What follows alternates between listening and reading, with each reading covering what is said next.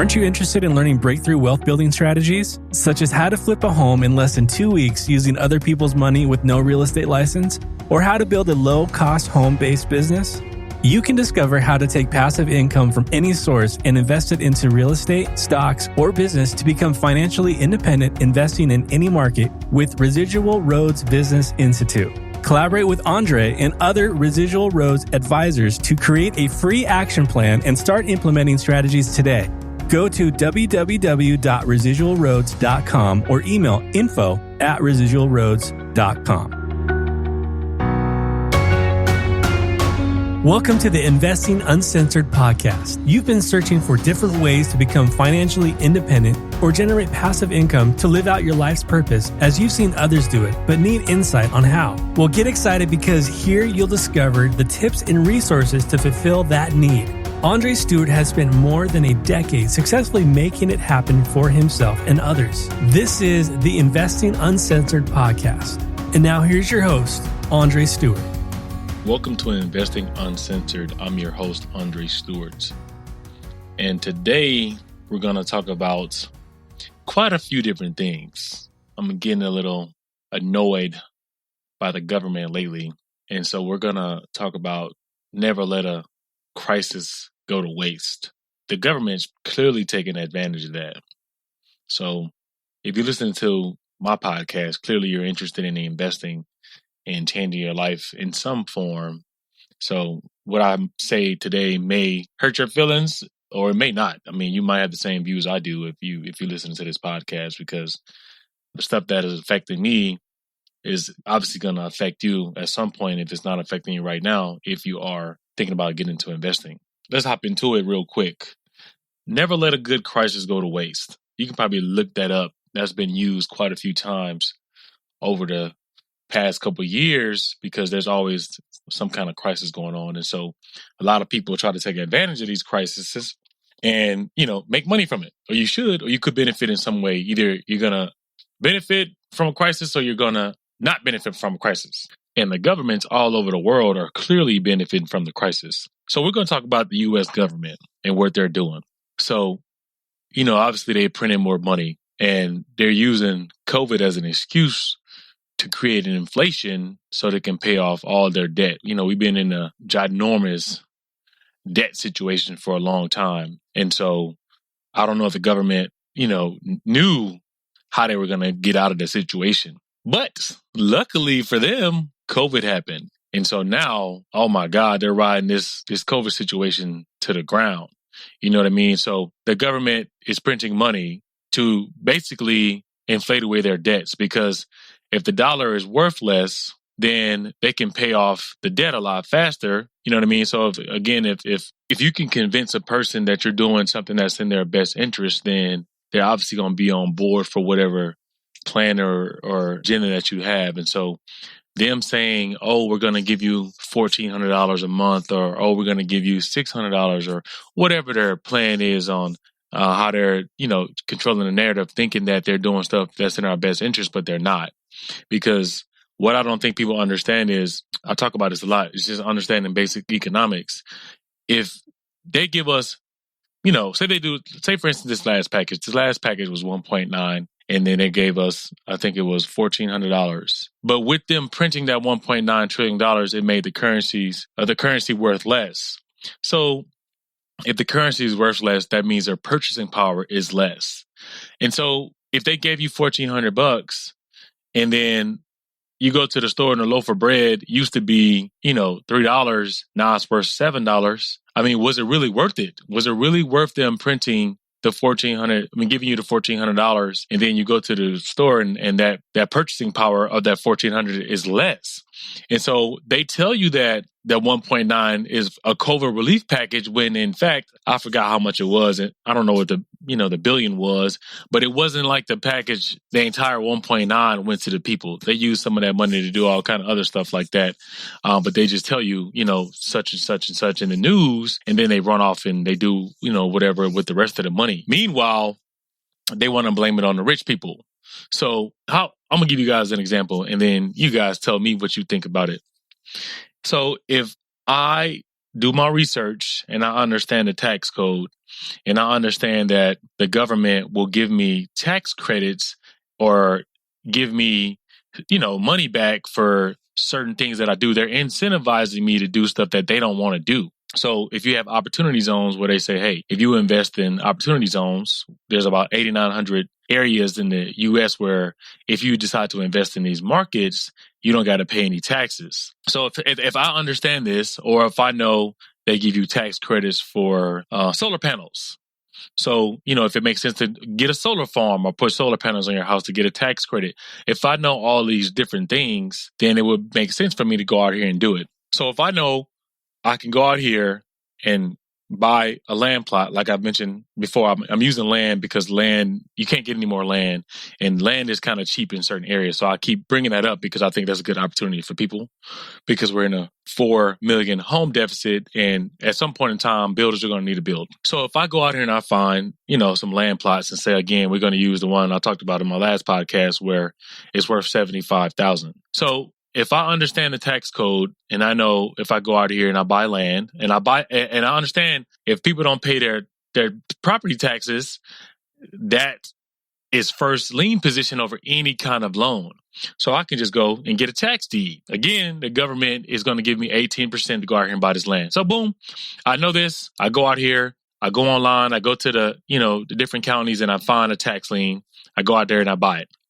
That's already smart on my part. Boom. That's me doing my due diligence. Go out here and find a good deal. Go out there. I get the deal, get the land for $5,000. I turn around and sell it for $75,000. Me understanding the tax code, I don't want to pay capital gains tax. Keep this capital gains that I'm talking about in mind, because I'm gonna touch on it later. So back to it. I sell the property for $75,000. I don't want to pay capital gains tax because I don't want to pay taxes. So then I do a 1031 exchange to avoid paying taxes. So I then roll this $75,000 into another asset so I can avoid paying taxes. That's not illegal. I didn't harm anybody. I didn't take any money from a person that doesn't have. I didn't make anybody less rich. I didn't do anything. I followed the tax code that told me to go out there and do this. And if I did it, the incentive would be for me to not pay taxes, or for me to not, lose any of my hard-earned money that I put up to get this in the first place. So I didn't do anything wrong. I'm not harming anybody. But on the other end, I'm the government, and I decide to print, $1.9 trillion, and it causes gas to go up. It causes the price of a house to go up.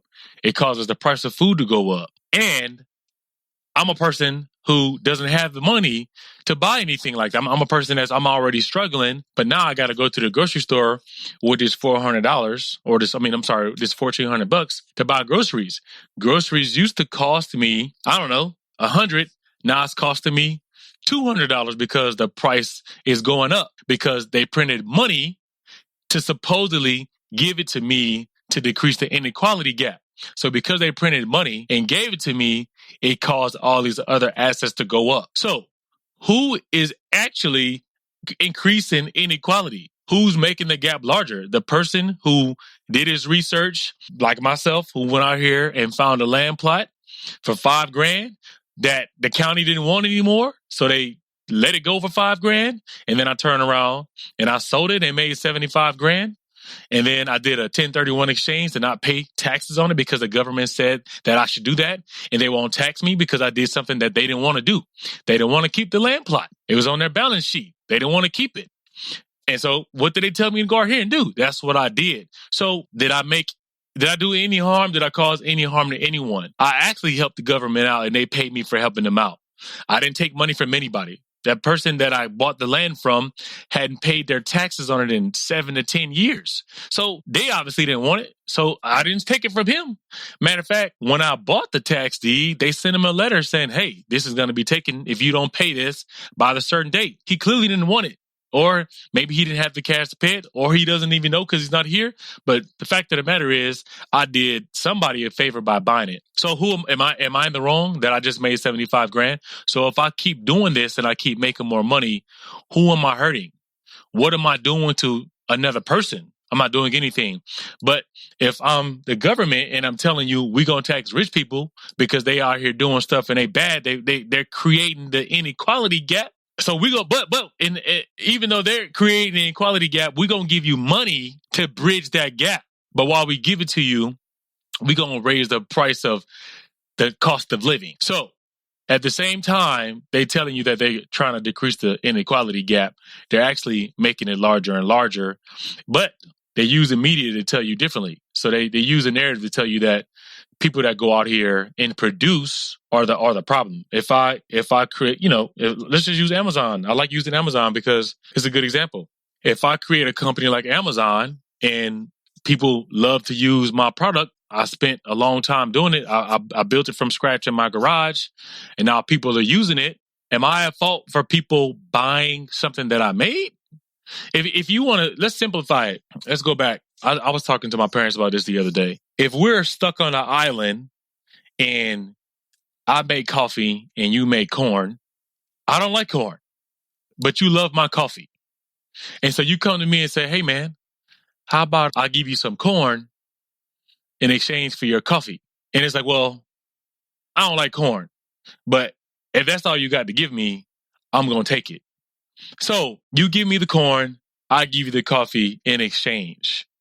Who has more?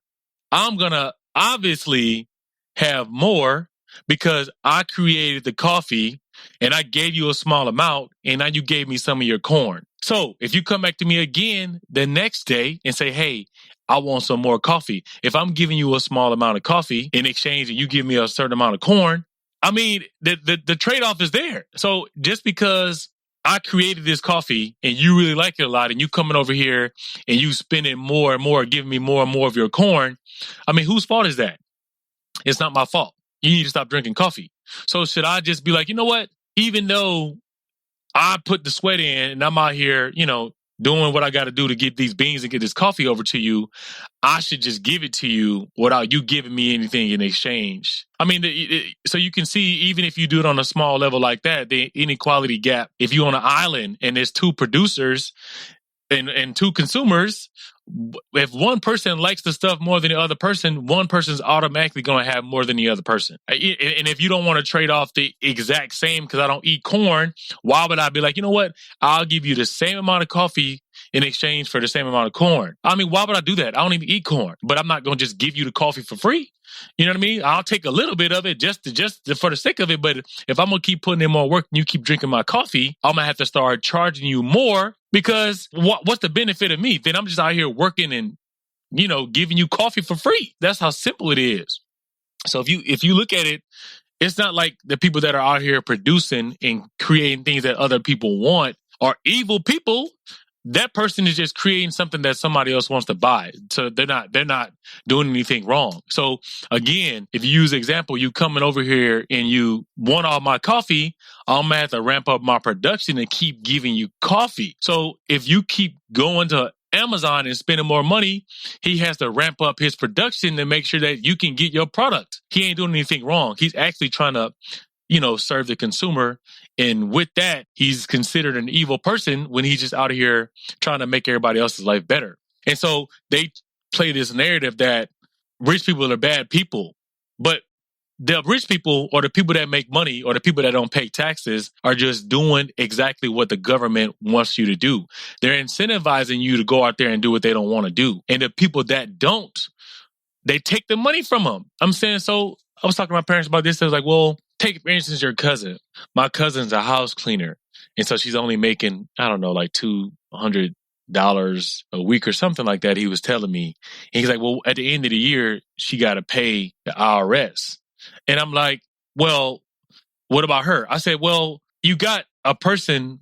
I said, well, do you think a doctor and a person that cleans the house should make the same amount of money? Are they producing the same amount for the economy? Are they producing the same amount as far as contributing to society? Can they be replaced? You can replace somebody who's cleaning the house, but you can't go out here and replace a heart surgeon. So there's no comparison. So you're going to have the inequality because it's based on production. So I was saying, well, if she's not making a lot of money and she got to pay the IRS, that's because she's not doing what they want her to do. She's a U.S. citizen, so she has to contribute. She has to be a contributing member to society. And if she's just working for somebody else, she's contributing to that business, but they want people to go out here and start businesses and employ people and be a benefit to society. So that's why they give tax credits for people to start businesses and things like that. So if you start any kind of LLC, you can go out here and sell juice as a sole proprietor and you're going to get tax break. You can write off your haircut. You can write off everything because the government wants you to be a productive individual in society to make it better. And if you don't do that, they're going to tax you. That's just the cost of being a U.S. citizen. And so I don't think people understand that. So the people that are producing, they get all these advantages because they're giving jobs and they're providing resources to the economy for it to keep going. And so I think there's a disconnect with people understanding that everything's based on production.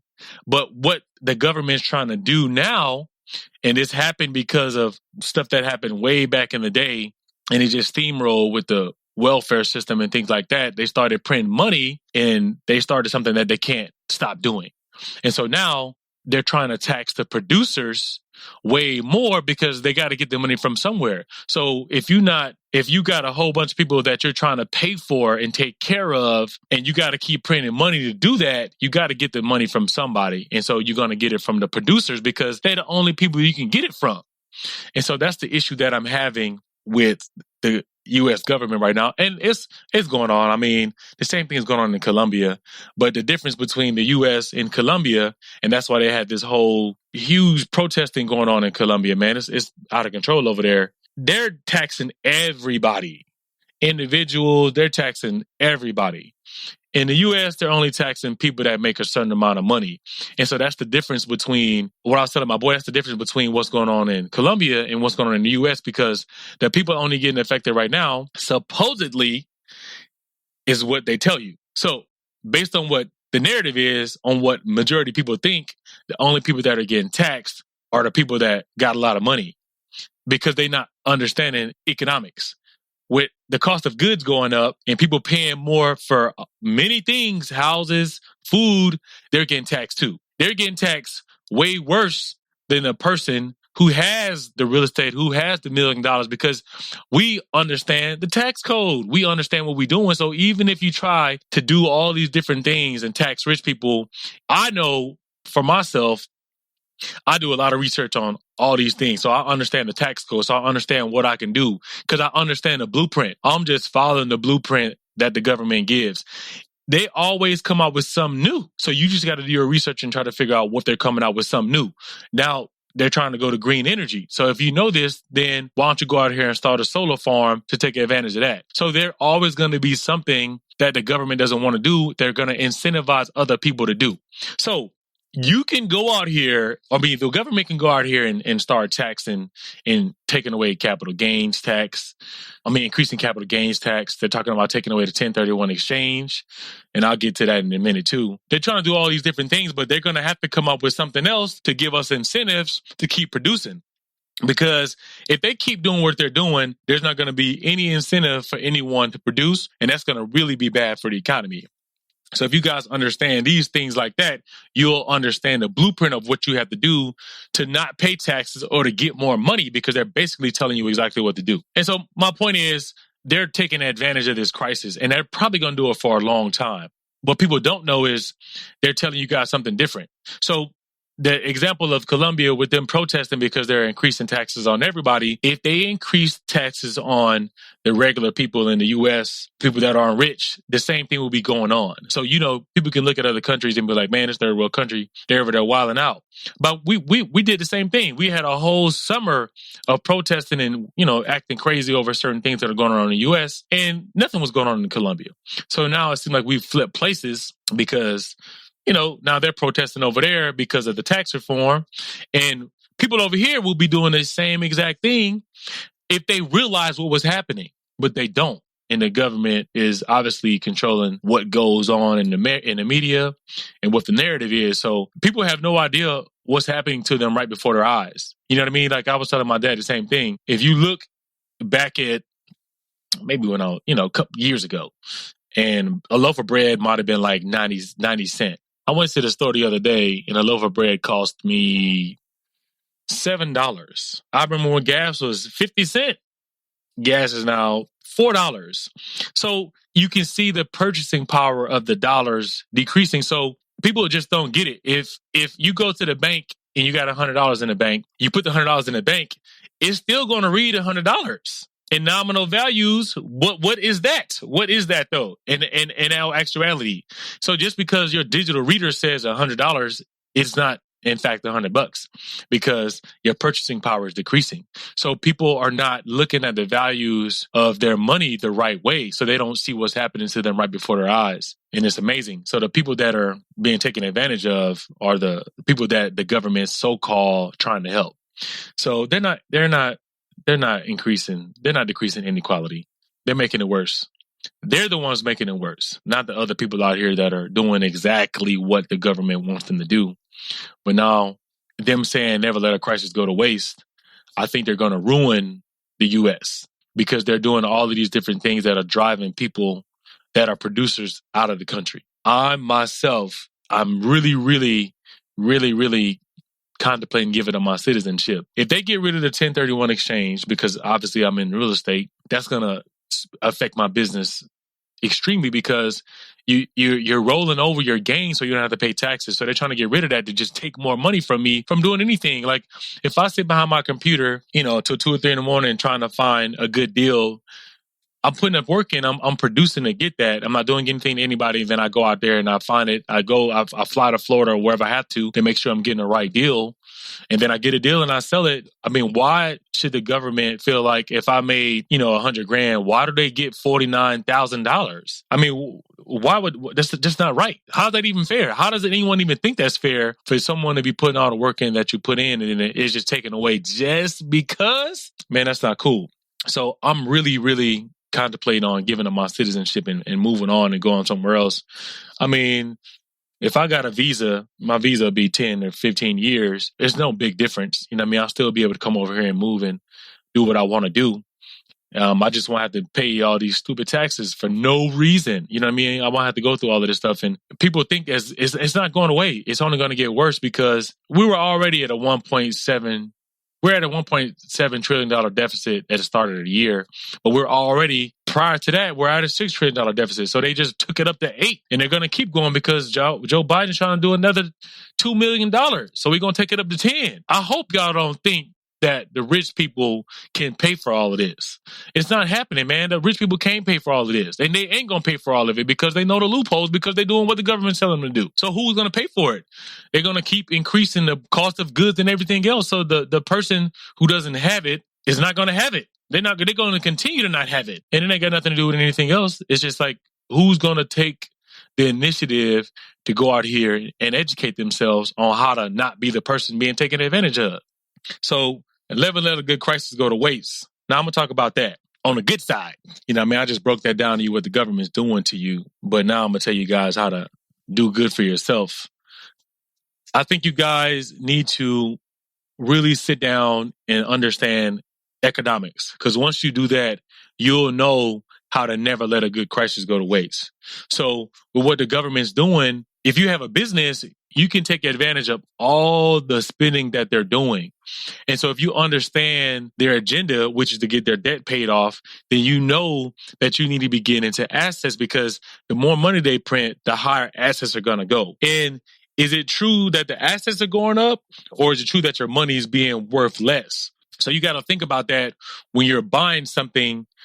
You gotta be like, well, based on the price of oil or based on the price of Bitcoin or based on other assets, what's the value of what I'm buying? That's how you do it. You can't really base it off what your dollar amount is because your dollar is depreciating, so it's being worth less and less. So obviously everything is going to cost more because, your currency is worth less. And this goes on for other countries as well. So to never let a good crisis go to waste, I think you should figure that part out so then you'll know how to navigate. So if I were you, I would just be hopping in assets. I will be getting in other countries. And the end is near for the U.S. Look at the social unrest.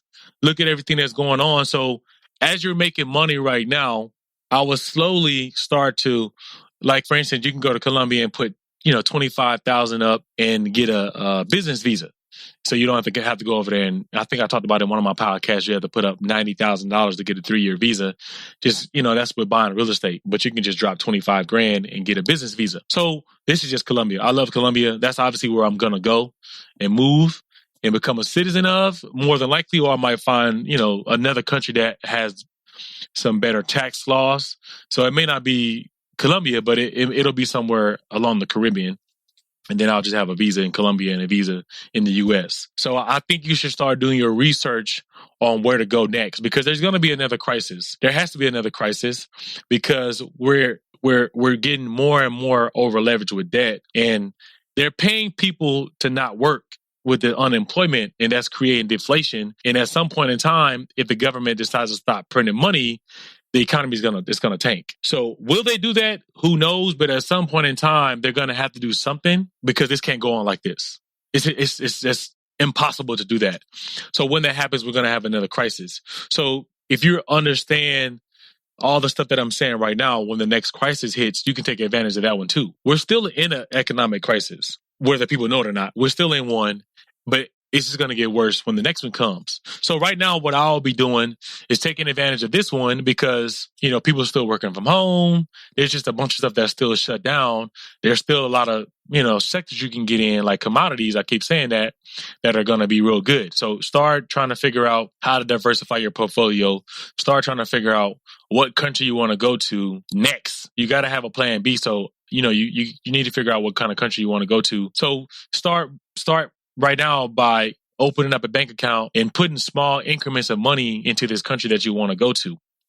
So you already kind of have a relationship with a bank over there. So I would start doing that.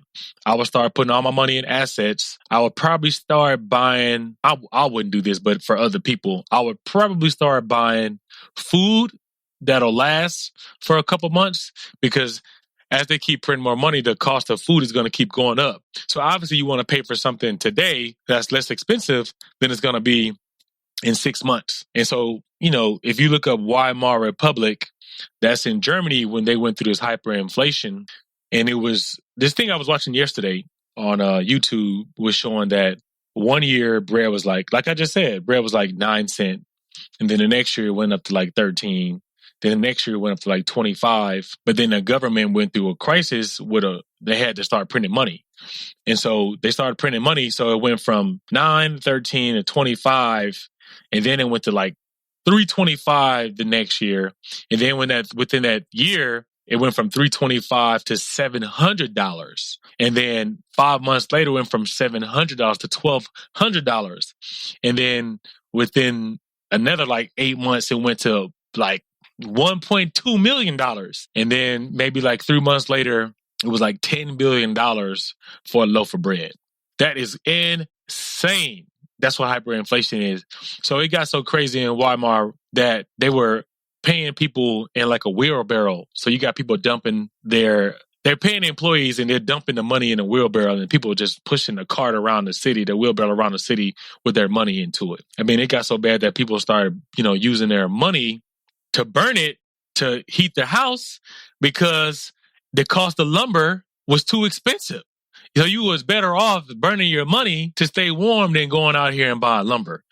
And so if you go with what I just said, the cost of bread in the U.S. was like, again, man, that might have been 50 cents when I was like 5. I think it was like around 50 cents. And it's going up. Like I said, now I paid $7 the other day for a loaf of bread. I mean, it was Ezekiel bread. It was a good bread.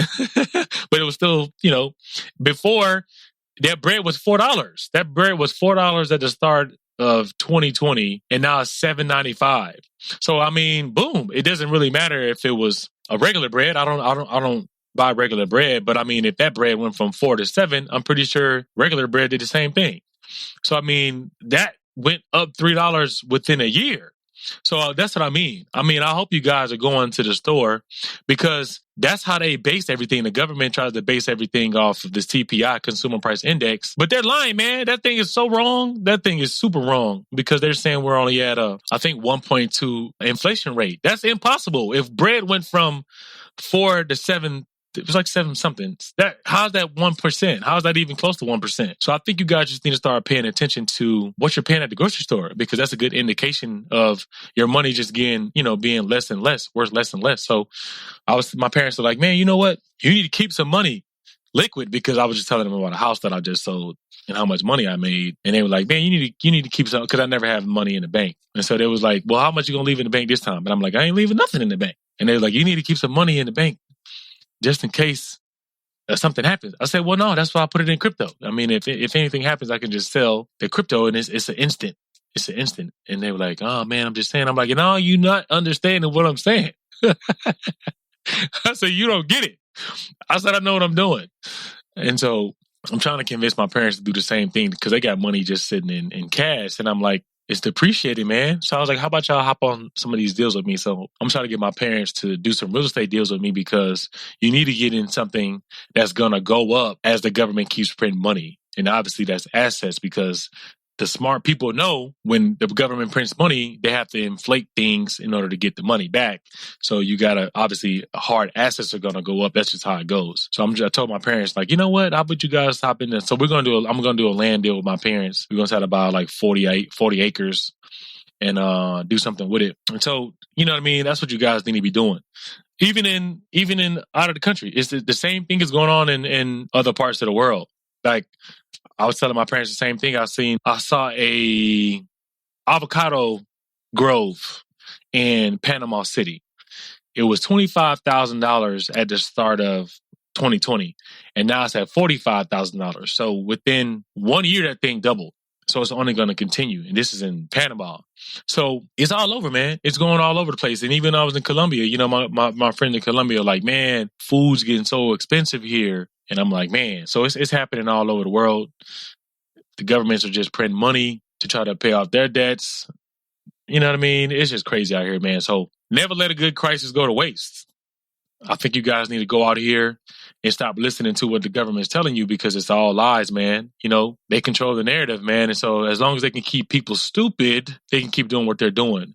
And so the masses don't know what I'm telling you, and they don't want to know. And then, people always talking about stay woke. I mean, these people out here in a coma talking about stay woke. The same people that are saying that have no idea. They're so focused on the wrong things, man. And they targeting the wrong people who aren't doing anything. You know what I mean? People that make money are not here doing bad things. Like, I'm not a bad person. I'm just following the blueprint that was already given, that anybody can find. Anybody can go to the IRS website, or you don't even have to do that now, man. Google's so strong. You can just type in certain things in Google and it'll give you all the answers. So I think you guys need to take advantage of probably the next 10 years, man. I mean, this stuff ain't going nowhere. Unless they miraculously have a come to Jesus moment in Congress, then this is it. This is going to be the next 10 years. So get into commodities, don't sell anything, and ride the volatility as long as you can. So if you got money that you have tied up in stocks, then you just gonna have to figure out how to make more money. I was telling my parents this same thing.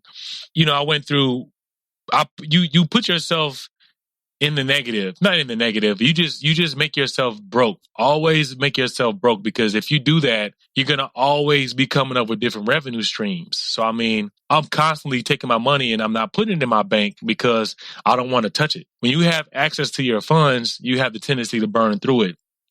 That's just how people are. So you need to make it as hard as possible for you to get to it. Like, I got a couple online accounts, USAA. I'll have to go through them, but I have a bunch of online accounts, and it takes like 2 or 3 days for the money to be transferred over. So, I mean, if I got to wait 2 or 3 days to get the funds, do I really need it? So I always make sure that I'm broke all the time, because it just gives me the incentive to go out here and try to figure out another revenue stream. It's always making me constantly want to produce. You have to be a producer if you want to get ahead. Like, I'm going to go back to my example with my cousin. I was like, well, if my cousin's only making $200 a week, and she has to pay the IRS, she needs to figure out another way to produce more. So whether that be get a second job, or if she doesn't produce more, she needs to just come up with a business. She lives in Georgia. You can just pay $50 and, form a business, or go out there and become a Avon salesman or a juice salesperson, just whatever, just become a sole proprietor, because then you can write off everything. So if she doesn't want to go out here and get a second job, she needs to, get a side hustle. She just needs to do something that she can write off her taxes, because the government, again, gives you incentives for just having a business. So if she's not going to be a producer, do a form an LLC and just sell one bottle of juice for the whole year and then write everything off. That's all you got to do. So you got to do one or the other. You can't just have a job and expect to get ahead, because you're not doing what the government wants you to do. And the reason why the government has taxes or tax people, how else can you incentivize a person to do something? The only way you can do it is if you put a gun to their head, and the incentive is to keep them alive. If you do something like that, then what do you think that person's going to do? So the government is incentivizing people by taking their money for them not going out here and doing other things to be a productive individual in society. So this is what you guys got to do. It ain't like the system's not rigged. As much as people want to say it's rigged against people that are making money now, but it wasn't like that before. So as long as you understand all these different things, man, I think you need to go out here and not worry about all the other stuff and just be producers. So again, stay broke, definitely stay woke in the right way about the right things, and not about some of the stuff that's just what the media is pushing to keep you sleep. That's what they're doing, man. It's like it's mind control. They got the entire U.S. brainwashed, and they've been doing it since we were kids. We were taught, with religion and like holidays, man. They don't celebrate Valentine's Day in Colombia or Europe. They don't celebrate Easter. They don't have an Easter bunny. They celebrate the birth of Jesus and things like that. They don't have all of these random holidays we have in the U.S. And it's the thing here, because that's what people use to make money. Obviously, they're going to push that because they can get that money back to the economy. So you guys got to understand all of these different things. That's why the more you travel, the more you're going to be aware of what's going on in your own country. And it's like, man, this ain't right. So you'll understand what's really going on. And again, they've been having a wool over our eyes for a long time. So I don't think there's another greater feeling than being free. And that comes from knowledge and understanding what's going on. And obviously, being financially independent, because then you can do what you want to do. You don't have to be holding to anybody with anything. So, man, I think you guys just need to, I always talk about it, man.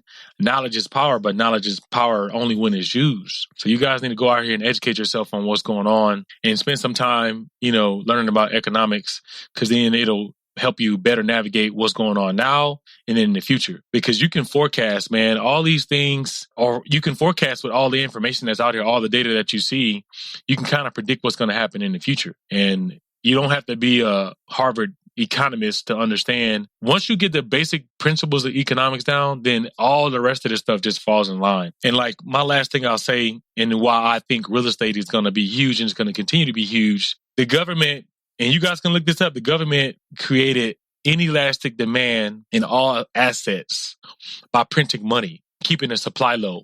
So, for instance, with real estate, the prices are going to keep going up. The demand is there and the supply is very low. The supply is very low because the government is intentionally doing this foreclosure memorandum and this eviction memorandum, by doing that, they're forcing the supply to stay low, keeping the demand high, and causing the price to go up.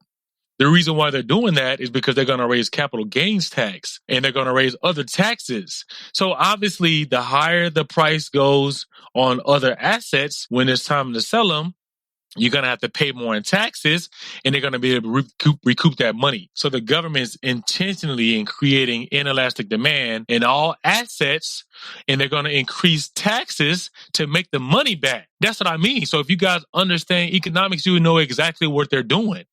And so that I'll be surprised if they do let these properties come back to the market at the end of June, when the foreclosure stuff is supposed to end. If they continue this through September or through the rest of the year, they're clearly trying to do that because we're in a 4 million home deficit. And there's a bunch of homes that are chilling right now. The government knows exactly what they're doing. So they're forcing people into assets so that they can raise taxes on these particular assets. And now they're trying to introduce unrealized gains tax. So before, you only got taxed when you sold whatever the asset was. So if you had a real estate property and you sold it, they can hit you with the capital gains tax. Now with the unrealized gains tax, say it went from 100,000 to 200,000, and if you don't sell it, they're gonna tax you on the 100,000 that you didn't even sell, man. This is what I mean. They're doing it. They're doing it on purpose. So if you understand this, then you'll know how to better navigate, and you'll know. And this is why you've seen in the market took a dip, because they understand the tax reform that the government is trying to do. So understanding this, you want to pull all your money out ahead of time and try to figure out what to do with it before you get hit with these different taxes. So, they're trying to introduce unrealized gains. So no one's safe. There's nothing you can be safe from. You used to be safe because you can buy something and you didn't get hit until you sold it. So they're trying to get rid of the 1031 exchange. Like I just mentioned earlier, if I had the land plot for 75 grand and then I turn around and I did a 1031 exchange and put that money into another asset, I wouldn't have had to pay. But now they're getting rid of the 1031 exchange. So now I got to pay on that. And if I don't pay on that, then I got to pay on the unrealized gain from the 5,000 to the 75,000 if I don't sell it. What can you do? And now you can understand why someone like myself and someone like you, if you're listening to this podcast, might want to consider going to another country, because it don't make sense. It doesn't matter what you can do. It's going to almost be impossible for you to get ahead. If you even have money, or even if you're in the middle class, it's going to be even harder for you. But just imagine the people that are in the lower class that are in poverty. They keep printing more money, causing the cost of goods to go up, so they're losing. They're doing the stuff that I just said, taking away the 1031 exchange, introducing unrealized gains tax. I mean, what can a person do? There's nothing that you can do. So understand why I'm telling you, they're taking advantage of this crisis to the next level. They're definitely never letting a crisis go to waste. And so, man, I'm telling you guys, if you hear what I'm saying, you need to be trying to come up with a plan to make your exit. Because if you think that it's going to change, it can't change, because they keep printing more money and they're going to have to keep figuring out how to get this money back and pay off their debts. So it's going to continue. So with you guys hearing me out, man, I hope you guys are taking notes and trying to navigate what you're going to do. I mean, because this is just the start. Biden's only been in the office 4 months. This man got 4 more years. So if you think this is going to automatically just all of a sudden disappear, man, you got to be out your mind. So I'm not about to sit here and wait around and see what he's going to do for the next 3 years. I'm good. So I hope you guys are listening to what I'm saying and really understanding what I'm saying and take advantage. And again, man, share this with your friends, man. Sharing is caring. Teamwork make the dream work. So link up with some people that have the same mindset as you, and you guys need to create a mastermind so you can sit down and brainstorm on ideas on what you guys to do to try to navigate this situation together. Go to realestateinvestingdiet.com. I'm always posting different articles on there on what you guys can do to navigate. And I'm going to continue to do that. They come out every 7 or 8 days. You know, keep listening to the podcast, man. Stay tuned in, stay locked in. And sometimes I go on rants like I'm doing right now, but I feel like this is information that people need to hear. And I think you guys need to tell it to other people. So take care, guys, and go out here and keep expanding your mind. See you on the next podcast. Aren't you ready to start a business or grow your real estate investing portfolio? If you answered yes, allow Andre and the expert advisors at the Residual Roads Business Institute to fast track and put you on a path to full-time investing. The greatest transfer of wealth in our lifetime is occurring over the next few years, and you can take advantage if you know what to look for.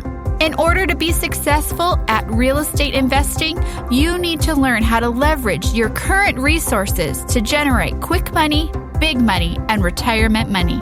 Let Residual Roads advisors craft a plan to get you through these phases using little or no money in 6 months or less. Don't wait for a job. Create one for yourself and others. Go to residualroads.com for mentorship, and for our free course, go to residualroads.think. thinkific.com.